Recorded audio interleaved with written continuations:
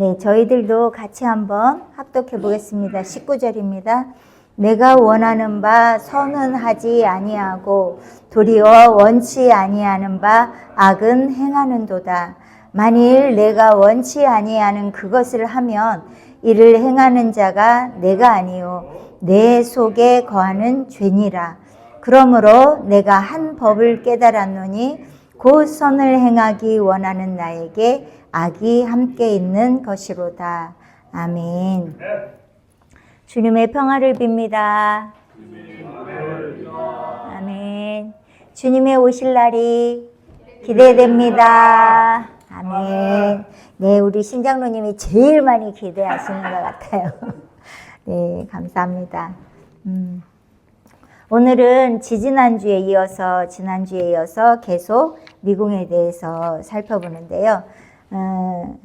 기독교가 미궁에 들어가기에 앞서서 그 사자들이 진을 치고 있는 걸 보고 두려워서 돌아가려고 하다가 문지기인 이 기독교는 그 문지기를 착한 문지기라고 표현을 해요. 이 착한 문지기를 만나서 미궁에 들어가죠. 그리고 미궁에 들어가서 경건이 또 근신, 명철, 인애 등을 만나서 이제 대접을 받습니다. 먼저는 음료를 대접을 받고 그리고 나서 뭐라 그랬냐면 밥이 준비되기까지, 저녁밥이 준비되기까지 우리 시간을 허비하지 말고 여기 오기까지 있었던 일들을 우리 함께 이야기하자고 그러면서 경건과 명철과 인애랑 여기 미궁에 들어오기까지 있었던 그러한 일들을 이제 이야기하기를 시작하는데 먼저 물어봅니다. 고향에서 왜 떠나왔냐고, 또 어떻게 이 길로 여기까지 오게 됐냐고, 오는 과정에 누구를 만났으며 어디를 들렸는지, 또 들린 곳에서 어떠한 경험을 하였는지, 그래서 여기 출애굽할 때부터 좁은 문, 효시의 십자가 언덕, 자만나타 천박을 깨우는 과정들에 있었던 지난주까지 허려이선을 잠깐 만났던 그런 과정까지 쭉 그들한테 이야기를 하고 있었죠. 그러면서 지난주 마지막으로 365페이지에 만약에 내가 착한 문지기 경성을 만나지 못했더라면 아마 돌아갔을지도 모를 일이라고 이렇게 하면서 지난주에 여기까지 살펴보게 되었습니다. 오늘은 366페이지, 옛날 책은 360페이지고요. 이제 그 얘기를 내가 만약에 경성이를 문지기를 만나지 못했으면 할 수 없이 돌아가고 말았을 것이라고 이렇게 말을 하면서 뭐라 그러냐면 그러나 지금 내가 여기까지 온 것은 하나님께 참 감사를 하고 또 여러분께서 나를 이렇게 영접하여 주시니 너무나 감사합니다. 이렇게 많은 감사를 드려요.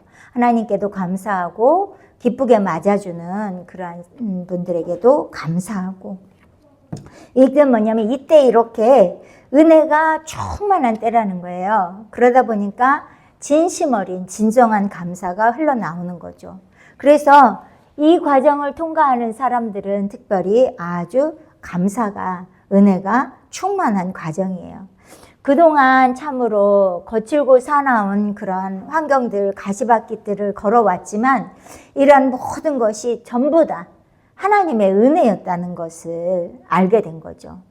이 하나님의 은혜였다를 알게 된 건 뭐냐면 다 주님께서 우리를 사랑하셔서 큰 은혜를 담을 수 있는 그러한 그릇이 되게 하시려고 이러한 과정을 지나도록 준비하신 과정이라는 것을 깨닫게 된 거예요. 그러면서 이렇게 은혜로 은총으로 이끌어 주신 것에 대해서 감격하는 거죠. 그러니까 이때에는 참으로 감사가 넘치는 때라는 거죠. 한번 자신들을 이렇게 돌이켜보면 좋을 것 같아요.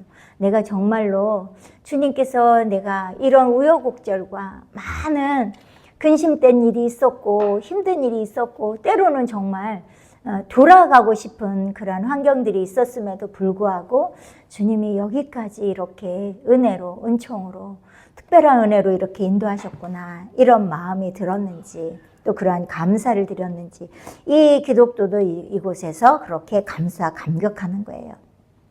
그러자 이제 이때에 명철이 저에게 몇 말을 물어봅니다. 그러면서 그의 대답을 들어보니 좋을 줄로 생각하였다. 그러면서 명철이 뭐라고 묻냐면 당신이 떠나오신 고향 생각이 가끔 나시겠지요? 이렇게 물어봐요. 예. 이 또한 미궁을 통과하면서 그렇게 과거를 전부 다시 한번 또 돌이켜보게 되는 거예요. 그러면서 쭉 뭐예요? 당신이 떠나오신 고향 생각이 가끔 나겠지요? 그러면 쭉 생각을 하지 않겠어요? 그러면서 과거를 전부 돌아보면서 그동안 있었던 일들이 하나님께서 나를 사랑하시기 때문에 주셨던 영적 과정의 길이었구나. 성장의 길이었구나. 이 길이 바로 하늘 가는 길이었구나. 없어서는 안 돼. 그때는 힘들었지만 나를 단련하시는데 없어서는 안 될 길이었구나. 다른 사람들은 그 시간 동안에 돈 벌고 출세하고 호의호식하고 여행 다니고 그렇게 가정을 꾸리면서 살았지만 나는 우리들은 이 하늘 가는 이 길을 주님의 섭리 가운데 걸어왔구나. 참으로 감사하다.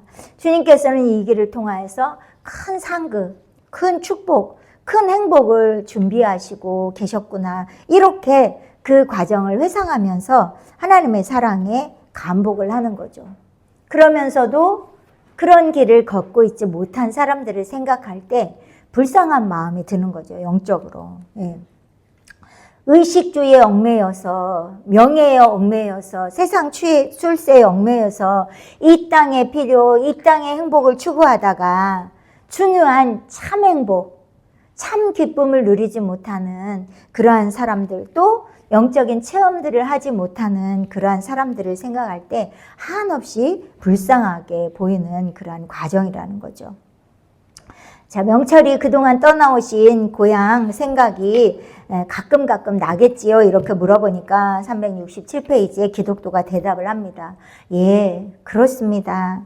그러나 그 고향 생각을 하는 것이 매우 부끄럽게 생각하고 싫어합니다. 이렇게 대답을 해요. 내가 만일 나온 본향을 생각하였다면, 떠나온 고향을 생각하였다면 그것을 자꾸 추억하면서 생각을 자꾸 했다면 돌아갈 기회도 있었으려니와 내가 이제는 더 아름다운 본향을 사모하니 곧 하늘에 있는 것입니다. 고향 생각을 하기는 하지만 그렇게 그 생각을 했다면 이미 돌아갔을 거라는 거예요. 그러나 이제는 내가 더 아름다운 본향, 곧 하늘에 있는 것을 사모하고 있다는 거예요. 그러자 명철이 다시 묻습니다. 당신이 그때에 친숙하였던 것을 아직도 버리지 못한 것이 있습니까? 이렇게 물어보는 거예요. 과거에 있었던 그 버리지 못한 것들이 뭘까요? 우리의 육성, 육신, 즉 죄의 법칙에 의해서 나타나는 것들 있잖아요. 포악한 것, 짜증을 잘 내는 것, 음란한 것, 살짝 거짓말하는 것, 남의 것 슬금슬금 내 것으로 챙기고 싶은 것 등등 이렇게 그때 과거에 친숙하였던 부분들이 있단 말이죠. 그런 것 중에 아직도 더러는 버리지 못한 게 있냐고 이렇게 물어보는 거예요. 그러니까 기독도가 예, 있습니다. 이렇게 대답을 해요. 왜 있어요? 아직 죄성이 뽑혀지지 않았어요. 여기서 보면 이제 전신갑주라고 쓰였는데 전신갑주도 잊지 못하였고 아직 그리고 가나안 땅을 정복하지도 못하였고 이렇기 때문에 예, 있습니다. 이렇게 대답을 해요. 그러면서 그래서 내 뜻에 나는 그러고 싶지 않은 거예요. 내 뜻에 크게 거슬립니다. 이렇게 말을 해요. 그러면서 뭐라고 하냐면 특히 말하자면 속에 육체의 생각이 있는데 이는 내 모든 고향 사람들이나 마찬가지로 즐거워하는 바이었으나 지금은 그런 모든 것이 다 나의 고통이 됩니다. 이렇게 말을 해요.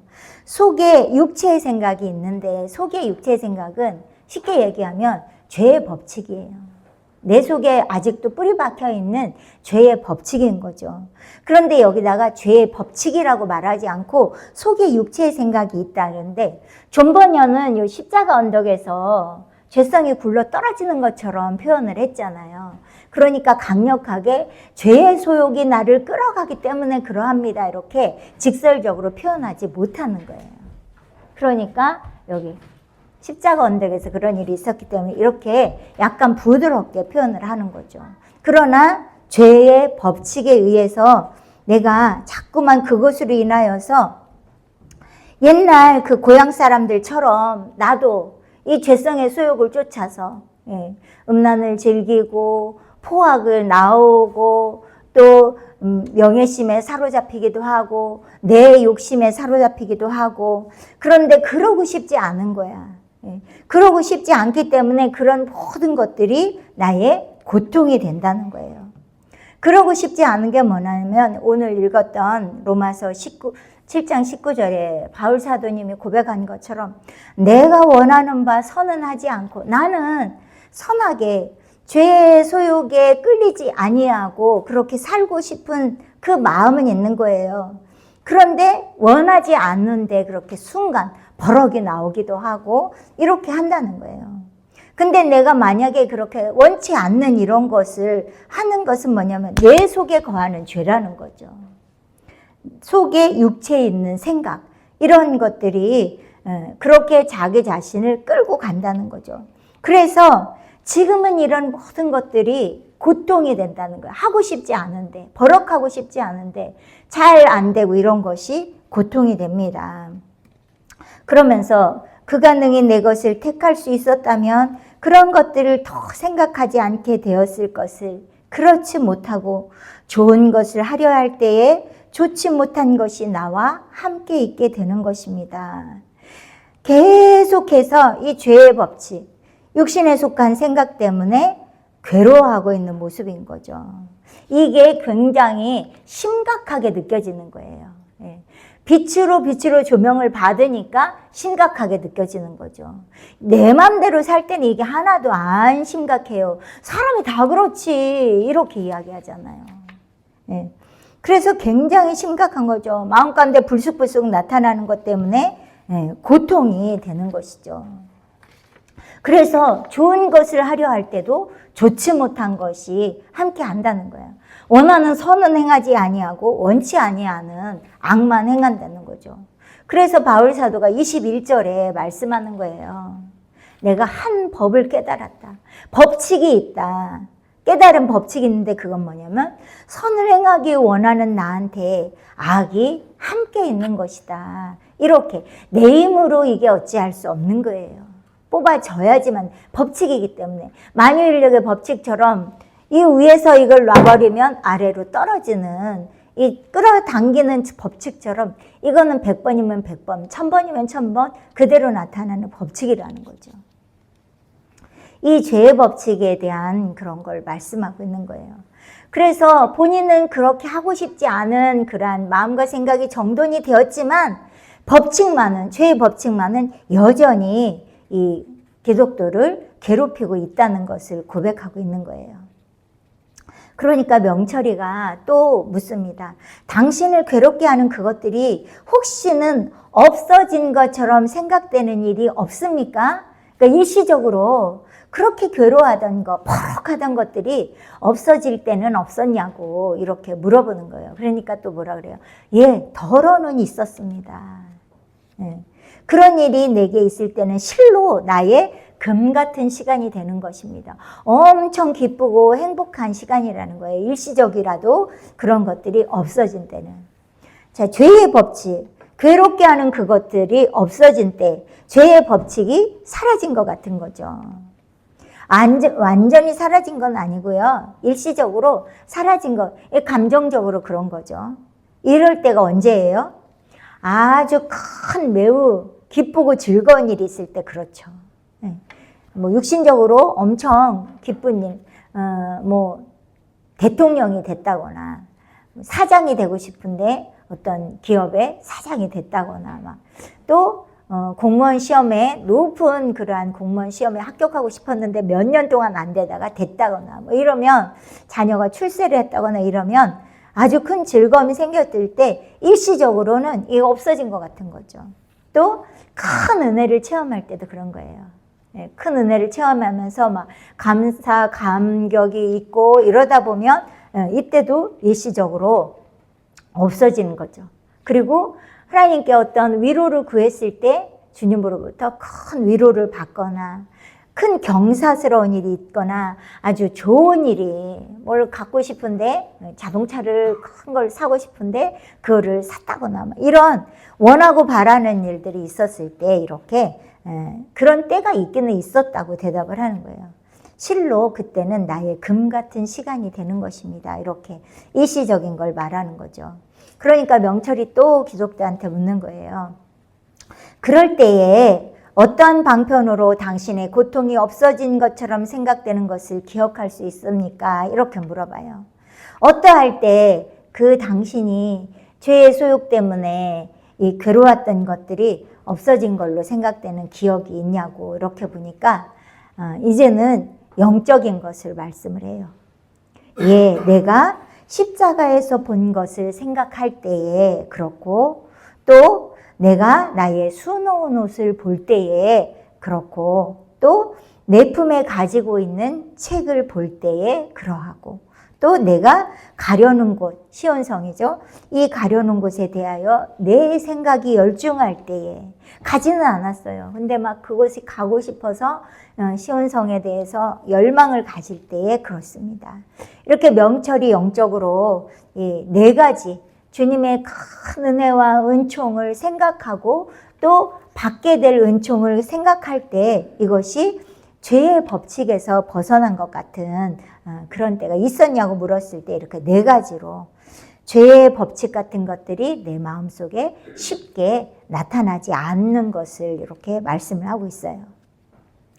369페이지입니다. 그러니까 명철이 다시 묻습니다. 당신이 시온성으로 가기를 그처럼 원하게 된 것은 어찌입니까? 이렇게 물어봐요. 지금 많은 사람들이 이 지구상에 살고 있지만 모두가 그렇게 시온성을 향해서 달려가고 싶어 하지는 않잖아요. 특별히 기독교처럼 더 삼층천을 사모하며 달려가는 사람은 많지 않죠. 그런데 당신은 이 시온성 가기를 그렇게 원하게 된 이유가 뭐냐는 거예요. 그렇게 원하고 바라는 이유가 있습니까? 이렇게 묻는 거나 마찬가지죠. 그러니까 기독교가 또 이야기를 합니다. 네 가지로 이야기를 하는데 다름이 아니라 이 시온성 가기를 그렇게 바라는 것은 첫 번째가 십자가에 죽으셨던 이가 살아계심을 내가 거기서 보기를 바라며 십자가에 죽으셨던 이가 누구예요? 예수님이죠. 예수님께서 살아계심을 부활하신 예수님을 그 시온성에 계시잖아요. 지금은 이제 부활 승천하에 계신데 그 부활하신 예수님을 보고 싶어서 그렇게 시온성 가기를 원한다는 거예요. 또 두 번째는 또는 오늘까지 그 속에 있어서 나를 괴롭게 한 그것들을 면하려 함이다. 이렇게 말씀해요. 나를 지금도 괴롭게 하는 게 뭐예요? 이 괴롭게 한 죄성, 죄의 법칙들을 면하려 함이다. 이 죄의 법칙으로부터 해방되고 싶은 거예요. 또 거기는 죽음도 없다 하였습니다. 죽음이 뭐예요? 없는 게 뭐예요? 영원히 사는 거죠. 그리고 내가 가장 원하는 바 거기 있는 성도들과 함께 살려 함이다. 영원히 성도들과 함께 영생하고 싶다는 거죠. 그래서 그처럼 시온성 가기를 원한다는 거예요. 또 참으로 말하자면 내가 그를 사랑하면 그를 힘입어 내가 무거운 짐을 벗었으며 예수님의 보혈의 은총으로 무거운 짐을 벗었잖아요. 또는 내가 내 마음병으로 말미암아 피곤함이다. 이 죄의 법칙 때문에 지금 너무 괴롭고 힘든 거예요. 왜요? 버럭하고 싶은데 자꾸만 이게 내가 조절이 안 되고 내가 순간순간 내 유의를 즐기고 내 소욕을 쫓고 이게 마음병이라는 거예요. 이걸로 너무 피곤하다는 거예요. 죄를 짓고 나면 자유하지 못하잖아요. 괴롭잖아요. 괴롭다는 거예요. 그래서 내가 다시 죽지 아니하는 곳에서 모든 성도들과 함께 항상 거룩하다 부르게 되기를 원합니다. 그러니까 영생하면서 주님을 찬양하는, 찬미하는 삶을 살고 싶다는 거예요. 이렇게 시온성에 가기를 그렇게 원하였던 것을 4가지로 말씀하는 거예요.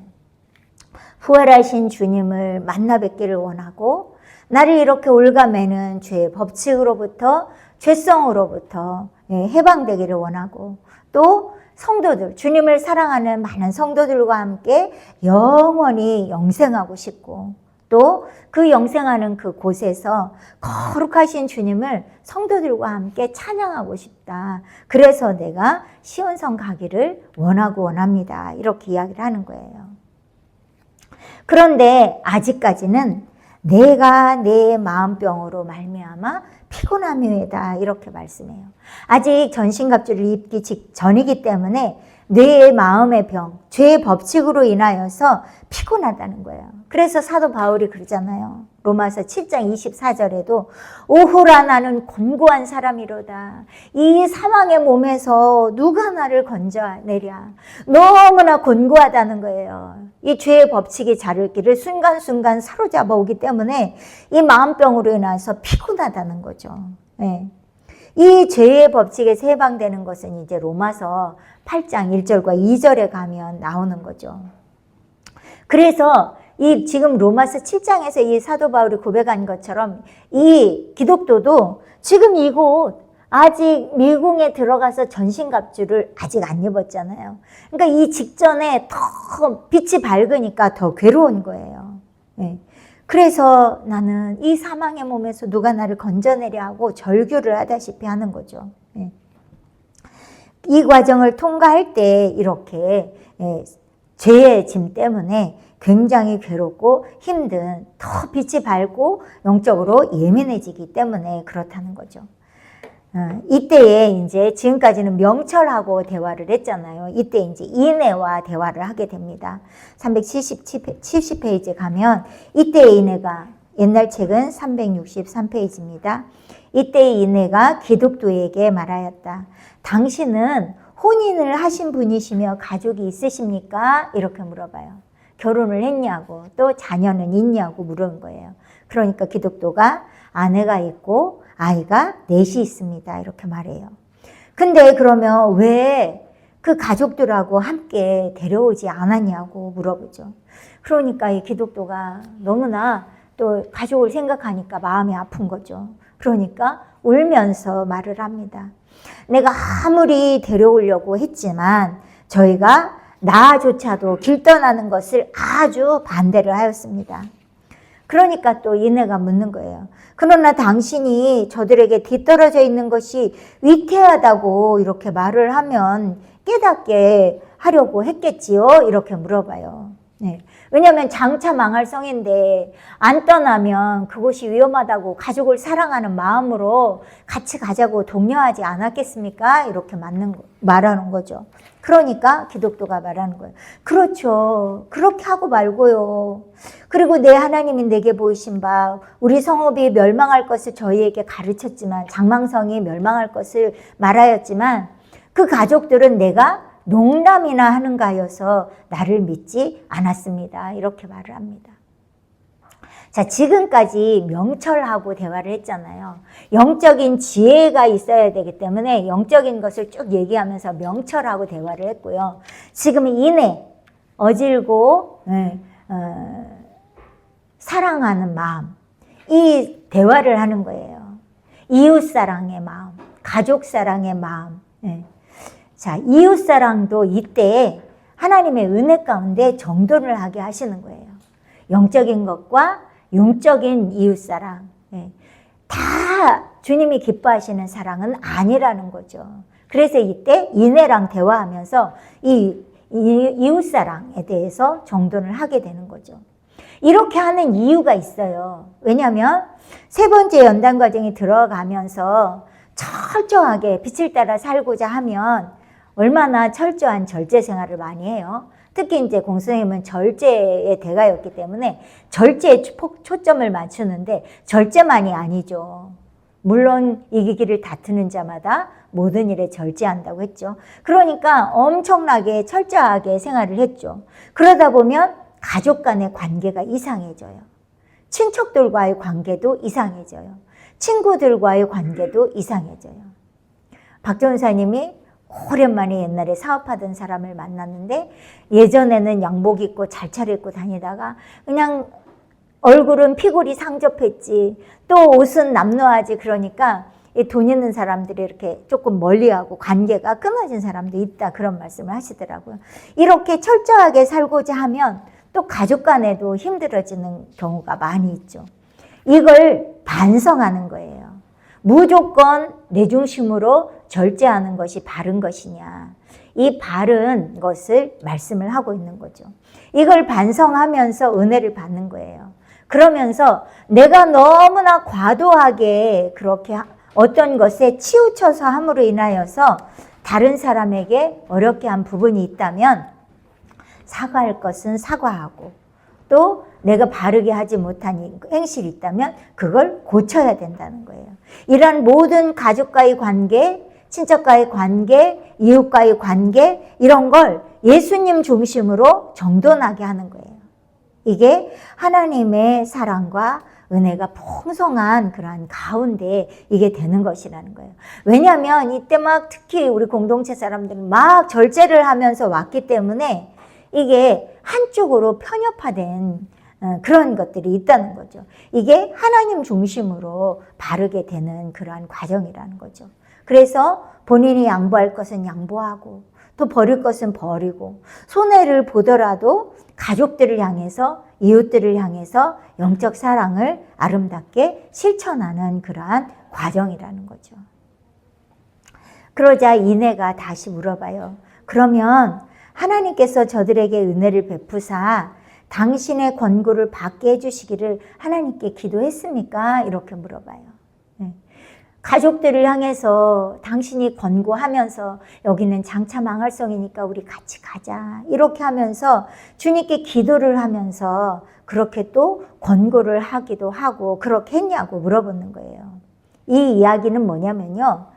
했죠. 왜 안 했겠어요. 그러나 너무 무리하게 무리수를 둬서 억지로 한다거나 나처럼 억지로 끌고 가려고 한다거나 그렇게 무리하게 하지는 않았는지 또 아주 순수한 영적 사랑으로 오래 참으면서 주님께 내어 맡기면서 그렇게 하지 않고 내 막 열심히 특심해서 내 열심으로 끌고 가려고 함으로 인하여서 하나님의 일을 그르치지는 않았는지 이런 것들을 하나님께서 이 빛 가운데 이 과정에서 이내를 만나면서 반성해보는 그런 과정이라는 거예요.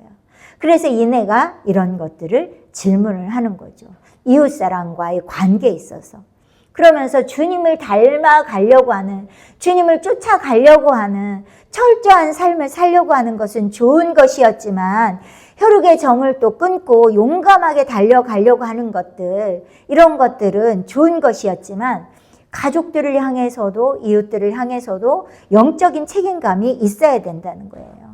그래서 자기가 달려가려고 함으로 인하여서 가족들에게, 친척들에게, 이웃들에게 소홀했던 것들이나 문제점들이 있다면 이때 생각을 정돈하게 하신다는 거예요. 그래서 영적인 것과 육적인 것들을 분명하게 이렇게 지식 속에 갇혀가도록 하는 과정이라는 거죠. 먼저는 하나님과의 관계를 명철과 대화를 하면서 정리를 하고 그러면서 이제는 인내하고 대화를 하면서 이런 것들이 정리가 되어지도록 한다는 거죠. 그러자 기독도가 대답을 합니다. 예, 아주 간절한 마음으로 기도를 했습니다. 당신도 응당 생각하려니와 나는 내 아내와 자식들을 극히 사랑하였습니다. 이렇게 이야기를 해요. 모든 가족들을 향해서도 육적인 애정이 아니라 영적인 애정으로 그들의 영적 상태를 보며 안타까워했다는 거죠. 제가 우리 언약이의 가족을 봐도 아빠, 엄마, 누나, 언약이 이렇게 있잖아요. 각각이 다 사랑하죠. 아빠는 아빠대로 언약이를 사랑하고 엄마는 엄마대로 사랑하고 누나는 누나대로 사랑을 하죠. 그러나 사랑의 모양들이 약간 달라요. 엄마는 자녀이기 때문에도 그렇고 영적으로 하나님 중심으로 하려고 하기도 하고 또 자녀를 향한 그 너그러운 마음들이 있는 거죠. 그러니까 엄마의 사랑이 다르고 누나도 영적으로 이끌어 보려고는 하지만 순간순간 내 자녀가 아니야. 그러다 보니까 엄마처럼 많이 품어주지는 못하는 그러한 사랑이 있는 거죠. 그리고 어찌하든지 영적인 잣대로 끌고 가려고 하는 그 열심이 특심한 거죠. 아빠는 이 너무 사랑스럽고 이쁜 거예요. 늦둥이에다가 너무나 하는 것마다 이뻐. 다 이뻐, 다 이뻐. 그러니까 다 수용해주고 싶은 거예요. 해주고 싶은 거야. 사달라는 거 다 사주고 싶고. 그러나 이런 모든 사랑 관계에 있어서, 애정에 있어서, 이러한 것들이 주님 중심으로 영적 사랑이냐, 육적 사랑이냐를 확실하게 구분해 주면서 그렇게 또 하기 위해서 이곳에서 바로 지식적인 정돈이 이루어지도록 한다는 거예요.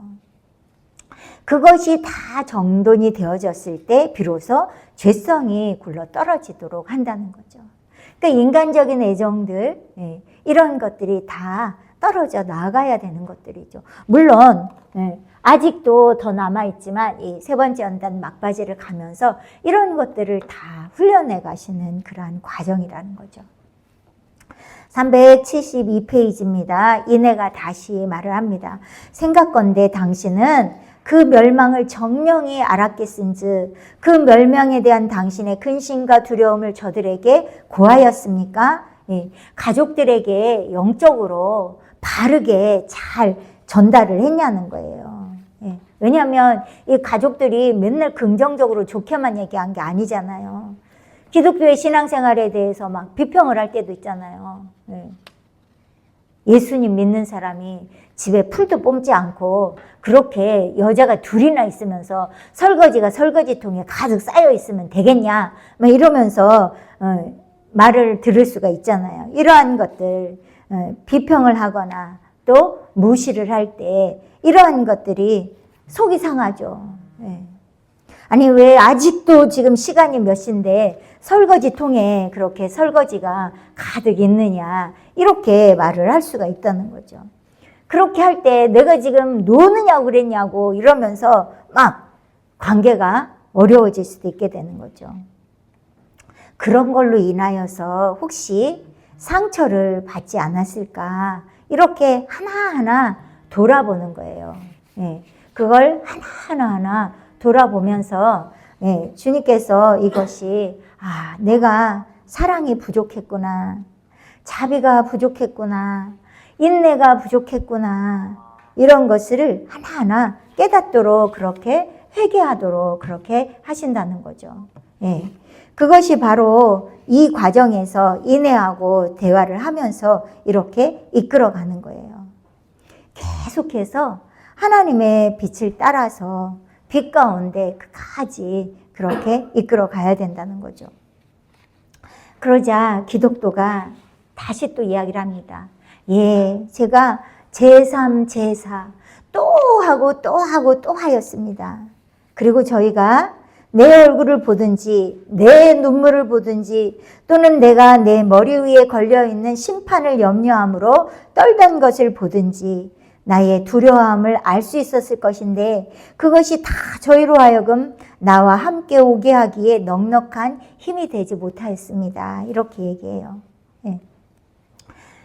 몇 차례나 걸쳐서 같이 가자고 여기는 장차 망할성이라고 얘기하고 또 얘기했지만 그러면서 본인은 막 얼굴이 걱정과 근심과 이곳을 떠나야 될 것 같은데 이런 마음이 엄청 많았던 거죠. 그런 내 얼굴 표정을 봤다던가 너무 괴로워서 막 고민하면서 이 장차 장망성 그때 우리가 공부할 때 살펴봤잖아요. 막 밖에 나가서 혼자 걸어다니면서 고민하면서 눈물을 흘리고 또 막 머리가 이상증이 생긴 것처럼 그렇다 그랬잖아요. 그 염려하는 것을 봤든지 내가 두려움에 떨고 있던 걸 진짜 봤다면 그들이 혹시나 그랬을 텐데 그것이 다른 가족들에게 동기를 불러일으키지 못했다는 거예요. 이 장차 망할성을 떠나오도록 하는 공감을 얻지 못한 것 같다. 이렇게 이야기를 하는 거죠. 왜냐하면 이 가족들은 아니 왜 이곳에서 그냥 잘 먹고 잘 살면 되지 지금 아무 문제 없는데 왜 혼자서 그렇게 쓸데없는 얘기를 하냐, 왜 그렇게 혼자서 잘난 척을 하냐, 그리고 꼭 그렇게 예수님을 믿으면 그렇게 특별하게 유난을 떨면서 그렇게 철저히 절제를 해야 되나. 주변에 있는 신앙인들은 그렇게 살지 않더라. 예. 언약이 나이가 어리면 학교 갈 나이가 되면 학교를 보내야지 왜 학교를 보내지를 않느냐, 이런 말들을 수없이 많이 듣죠. 아니 젊은 처자가, 건강한 처자가 도대체 엄마가 직장 생활을 하는 것도 아닌데 왜 직장 생활을 하지 않고 집에 그렇게만 있느냐, 이런 이야기들을 많이 수없이 듣게 된다는 거죠. 예. 이런 별별 소리를 다 듣게 되는데 이런 모든 것들이 하나님 중심으로 정돈을 해야 된다는 거죠. 네. 이게 바로 주님 앞에 상을 받을 수 있는 그러한 아름다운 열매들로 맺어가도록 이렇게 아주 철저히 닦아내는 과정이라는 거예요. 이러한 이웃과의 관계, 가족과의 관계, 사랑과의 관계, 이런 것들을 인애와 대화를 하면서 하나씩 하나씩 주님 중심으로 정돈을 하고 닦아내는 그러한 과정이라는 거예요. 그러면서 인애가 또 물어봐요. 그런데 그 가족들이 오지 않겠다는 이유가 도대체 뭡니까? 이렇게 물어봐요. 374페이지에. 그러니까 이유가 있지요. 이렇게 얘기하면서 뭐라 그러냐면 내 아내는 이 세상 것을 잃을까 두려워하고 또 내 자녀들은 나이가 아직 어려서 몰각한 취미에 끌려서 이래저래 저희는 떨어지고 나 혼자만 이렇게 떠나온 것입니다. 이렇게 말을 해요. 아내는 이 세상이 좋은 거예요. 편안하게 안락하게 그냥 부부간에 여행도 다니면서 아이들 잘 양육하면서 알콩달콩 그렇게 사는 것이 좋은 거예요. 그런데 당신을 쫓아가다 보면 그런 거 아무것도 누릴 수 없어. 이래서 잃을까 두려워하고 내 자녀들은 아직 어려서 몰각한 취미. 우리 언약에도 보면 취미가 엄청나게 많아요. 어른보다 더 많아. 수석을 채집하지를 않나, 레고에 빠지지를 않나, 벌레를 수십 개의 벌레를 그냥 집단 사육을 하지를 않나, 또 산에 오면 모든 힘도 세 바위를 다 들쳐가지고 손으로 직접 벌레를 만지지를 않나, 저희 집에 다육이를 보면 이거 하나 주세요, 이거 하나 주세요, 이거 하나 주세요, 줄 때까지 달라 그래. 주면은 사망하셨어. 와보면. 취미가요, 보통은 이렇게 좀 식물을 좋아하면 동물은 별로 안 좋아 그런데요. 온갖 거를 곤충, 동물, 돌, 물가의 뱀까지 잡지를 않나. 이게 나이가 어려서 몰각한 취미에 이렇게 애들은 그랬다는 거예요. 그래서 이래저래 다 떨어졌다는 거예요. 그래서 나 혼자만 이렇게 왔다는 거예요. 이 지금 아내와 자녀들만 이야기를 했지만 우리 모두가 다 이렇게 주님을 온전히 따르지 못하는 데는 이유가, 명분이 다 있다는 거예요. 아내는 아내, 어른은 어른대로, 여자는 여자대로, 남자들은 남자대로, 골프를 즐기는 사람, 해외여행을 즐기는 사람, 또 가족 간에 어디 여행을 즐기는 사람, 이런 사람들은 부인이 너무 열심히 신앙생활하면 교회 때문에, 기도 모임 때문에 여행도 못 가잖아요. 그러니까 이 세상 것을 잃을까 두려워하여서 이렇게 쫓아오지 않았다는 거죠. 중국 내륙 선교를 했던 허드슨 테일러가 그 가족 간의 혈육 간의 애정을 끄는 굉장히 대표적인 예가 있죠. 아주 힘들고 어려운 환경 가운데서 중국에 가서 선교를 하는 과정에 아내도 잃게 되고 딸도 둘이나 잃게 되죠. 정말로 낙심하고 실망하여서 영국으로 돌아갈 수밖에 없는, 어떻게 보면 아이들이 아파서 그렇게 신음할 때 그 병원의 치료를 더 잘 받을 수 있는 영국으로 얼마든지 돌아갈 수도 있을 터인데 그냥 그곳에서 아내도 잃고 두 자녀도 잃게 되는 거죠. 이런 것들이 주님께서는 혈육 간의 애정이나 또 부부 간의 애정이나 이런 게 끌리지 않도록 이렇게 그것에 너무 슬퍼하지 않고 주님의 일을 위해서 철저하게 끊어버리도록 이렇게 주님께서 훈련을 하셨죠. 마지막 때 7년 대환란이 왔을 때는 이 애정으로 인하여서 굉장히 힘든 그러한 적그리스도의 표를 받을 수도 있는 그러한 환경으로 상황으로 이렇게 몰아갈 수도 있다는 거죠. 그래서 이 두 가족들이 오지 않겠다는 이유에 대해서 이내한테 말을 합니다. 이내가 이제 여기에 또 끝이 아니에요. 또 물어봅니다.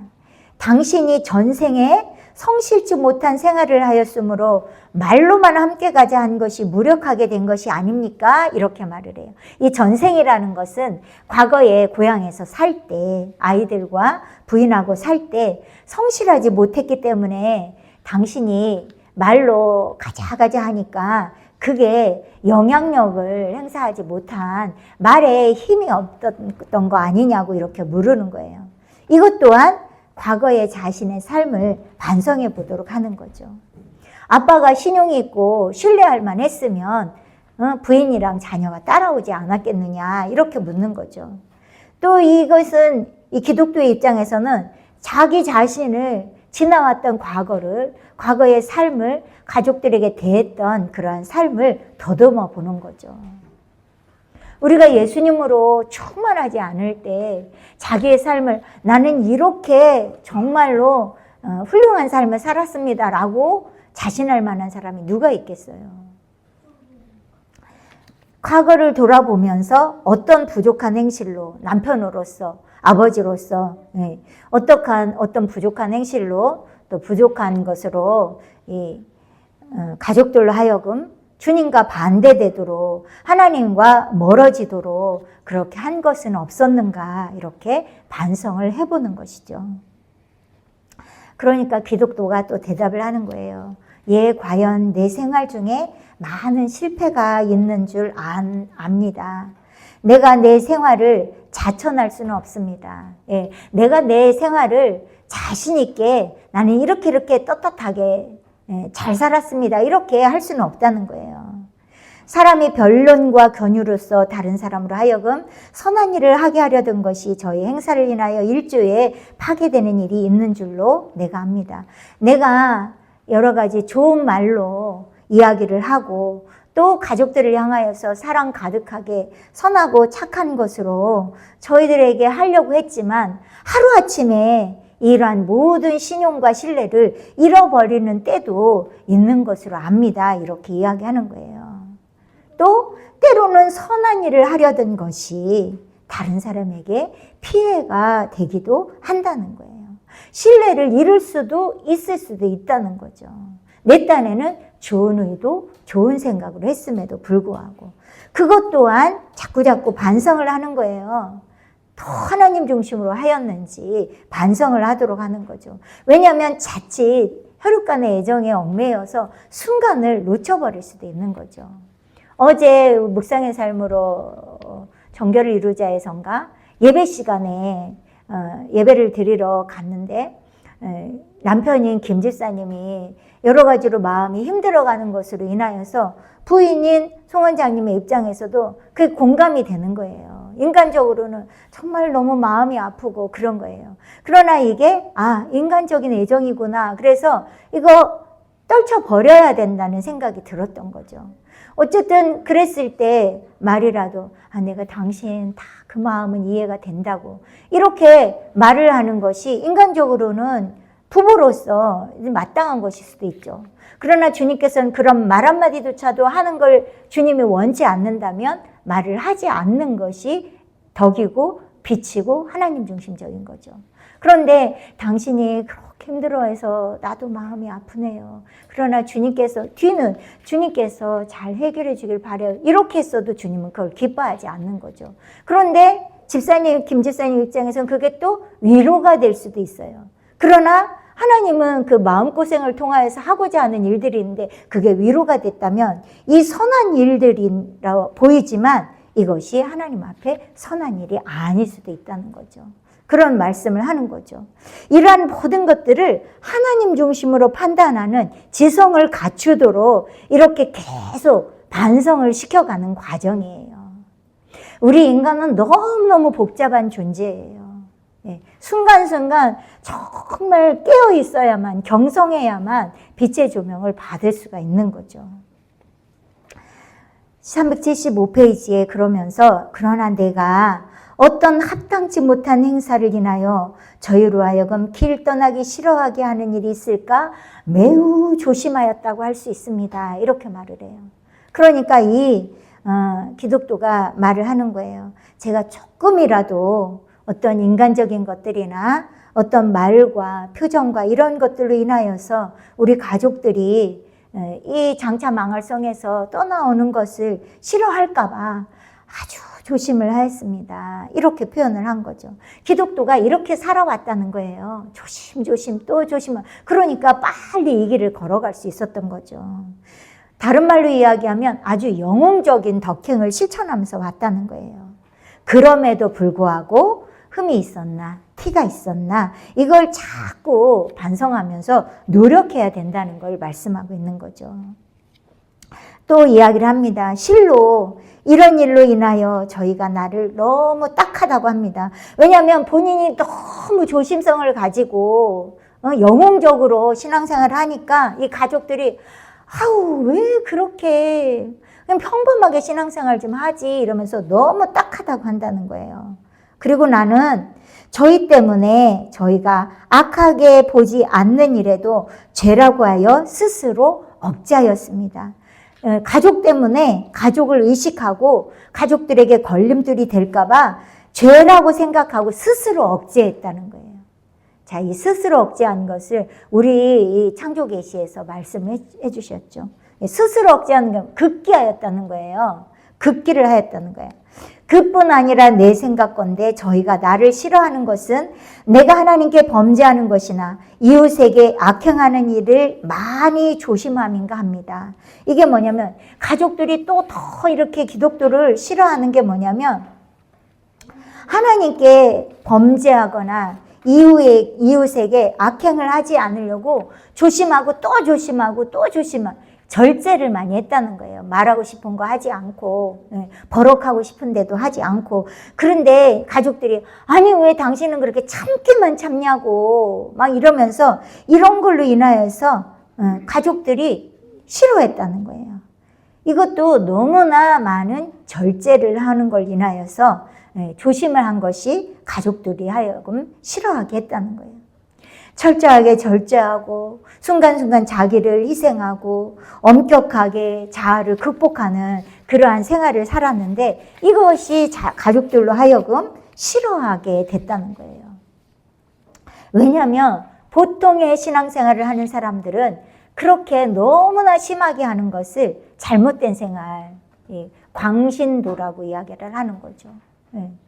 저도 대학 다닐 때 CCC에 그 광적인 자기네 모임으로 어찌하든지 끌고 가려고 하는 것들 저는 싫어했어요. 그래서 제가 CCC를 들지를 않았어요.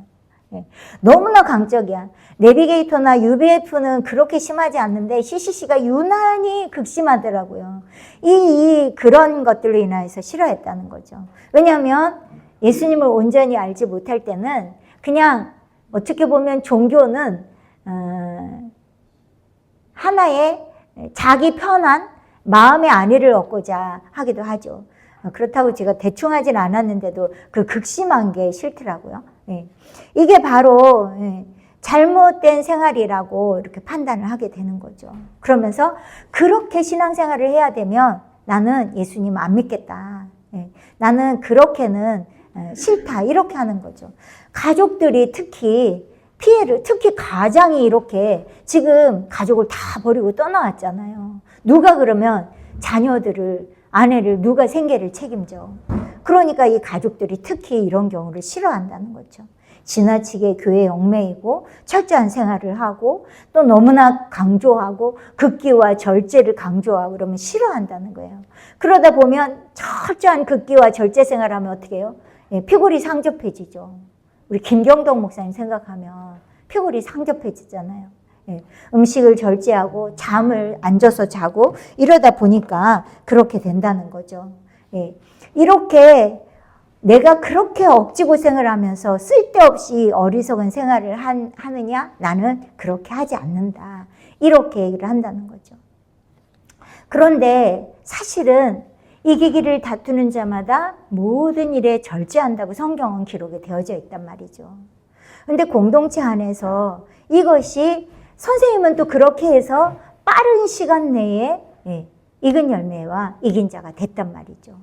그러다 보니까 그것에 가두어져 가지고 그것이 실제로 어떠한 성령의 역사하신 가운데 성령의 조명하신 가운데 된 것이 아니라 답습하려고 하다 보니까 이게 무리수가 된 것이고 성장을 이루지를 못했다는 거죠. 이것을 깨달을 수 있도록 저희들에게 핵심 진리를 통해서 말씀을 해주셨어요. 절제는 뭐냐면 주님을 사랑하기 때문에 주님하고 하나가 되고자 육체의 소욕을 이루는 것들을 스스로 제한을 시켜가는 거예요. 그리고 최소한의 욕구만을 충족하는 게 절제라는 거죠. 그리고 극기는 여기 죄라고 생각하는 일을 스스로 억제하였다. 이게 극기잖아요. 이 극기는 뭐냐면 내가 뜻을 정해요.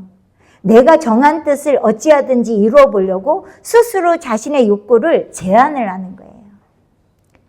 또 고행은 뭐냐면 스스로 자기 자신에게 고통을 주는 게 고행인 거죠.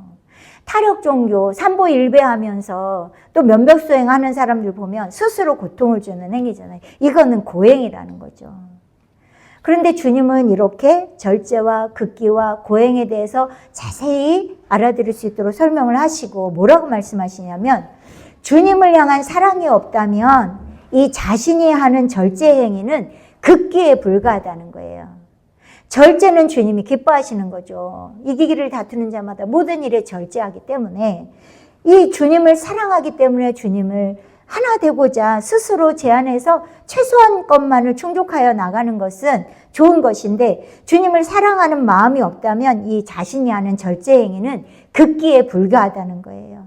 극기는 상급이 되지 않는다는 거죠. 또 상급이 되지 않을 때는 성장이 이루어지지 않는다는 거예요.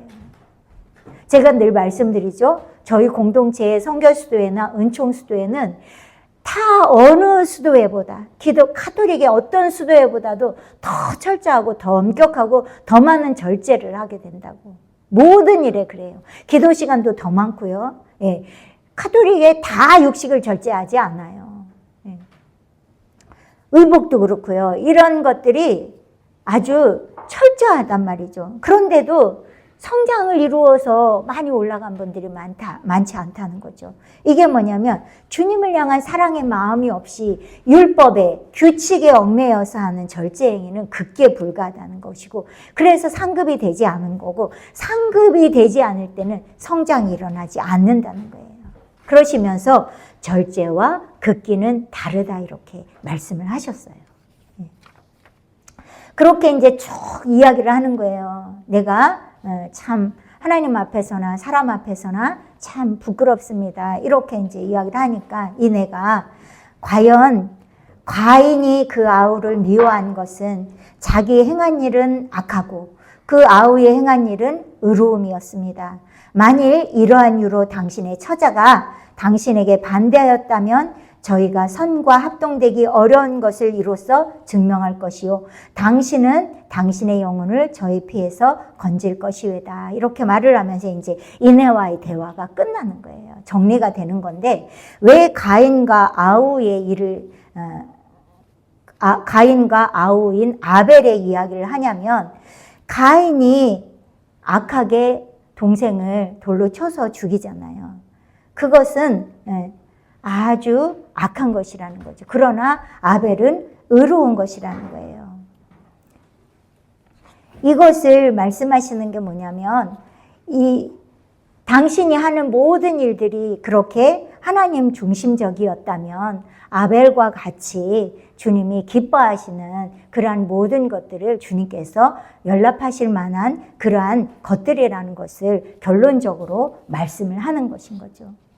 이 가인은 사실상 둘 다 제사를 드렸어요. 그런데 그 질투로 인하여서 아벨을 죽이기까지 하게 되는 거죠. 사람이 이렇게 되는 거예요. 본인의 제사는 받지 않으시고 아벨의 제사만을 연락을 하셨죠. 주님께서도 당신이 그렇게 하나님 중심적으로 자녀들을 돌보고자 애를 쓰고 힘을 썼다면 아벨의 제사와 같이 당신의 수고와 헌신을 기억할 것입니다. 이것을 말씀하시는 거죠. 주님께서 저희들에게 또 말씀으로 말씀하신 것이 있습니다. 이것을 말씀드리고 마치려고 합니다. 주님께서 뭐라고 말씀하셨냐면요. 거룩함이 고행과 희생으로 이루어지는 것이 아니라 내 뜻에 맞는 삶을 사는 것이다. 이렇게 말씀하세요. 거룩함은 고행과 희생으로 이루어지는 게 아니라는 거예요. 주님의 뜻에 맞는 삶을 사는 것이라는 거예요. 가인과 아벨이 둘 다 하나님 앞에 제사를 드렸단 말이죠. 그 어떤 제사보다도 중요한 것은 주님의 뜻에 맞는 제사, 그 제사를 받기를 원하신다는 거예요. 크고 작고 그걸 말씀하시는 게 아니에요. 주님의 뜻에 맞는 그러한 제사를 드리는, 그러한 삶을 사는 것이 주님께서 원하시는 이 거룩함이라는 거죠. 그러시면서 말씀하시기를 거룩해지기를 원한다면 너를 나에게 다오, 이렇게 말씀하세요.